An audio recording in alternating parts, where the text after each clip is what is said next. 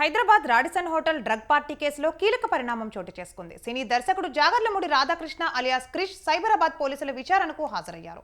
అత్యంత గోప్యంగా పోలీసుల ముందుకొచ్చిన ఆయన్ను కొద్దిసేపు విచారించిన అనంతరం రక్త నమూనాలను సేకరించి పరీక్షల నిమిత్తం పంపించారు.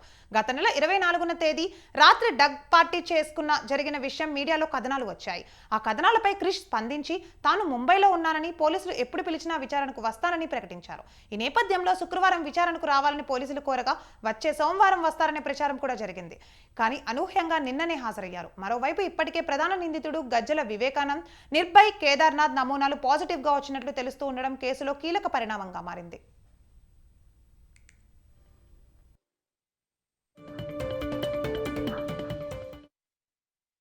హోటల్పై పోలీసులు దాడి చేసిన సమయంలో డ్రగ్స్ దొరక్కపోవడంతో ప్రధాన నిందితుడి జ్యుడిషియల్ రిమాండ్కు అనుమతి లభించలేదు.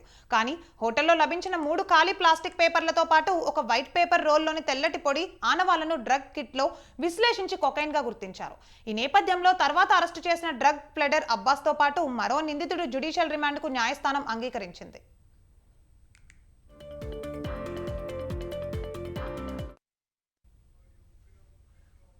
ఈ కేసులో 14 మందికి ప్రమేయం ఉందని ఇప్పటి వరకు జరిగిన దర్యాప్తులో తేలింది.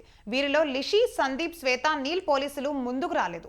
శ్వేత గోవాలో, సందీప్ కర్ణాటకలో ఉన్నట్టు తెలియడంతో పోలీసులు ఆయా ప్రాంతాల్లో గాలింపు ముమ్మరం చేశారు. లిషి జాడ మాత్రం ఇప్పటికీ చిక్కలేదు. వీరు డ్రగ్స్ వినియోగించుకుంటే పోలీసులు ఎదుట రావడానికి ఎందుకు వెనకాడుతున్నారనేది చర్చనీయాంశంగా మారింది.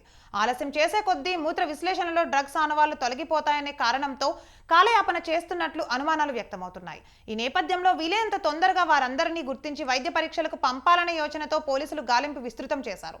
మరోవైపు ఇప్పటికే నీల్ విదేశాలకు వెళ్లినట్లుగా అనుమానిస్తూ ఉండడంతో అతడిపై లుక్ అవుట్ సర్క్యూట్ జారీ చేసేందుకు సన్నాహాలు చేస్తున్నారు.